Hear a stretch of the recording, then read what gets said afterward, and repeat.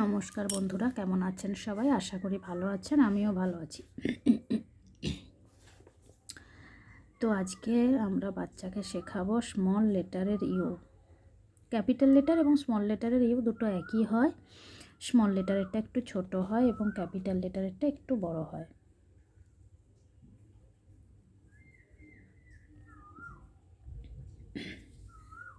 তো এই ডটগুলি বাচ্চা জুড়বে।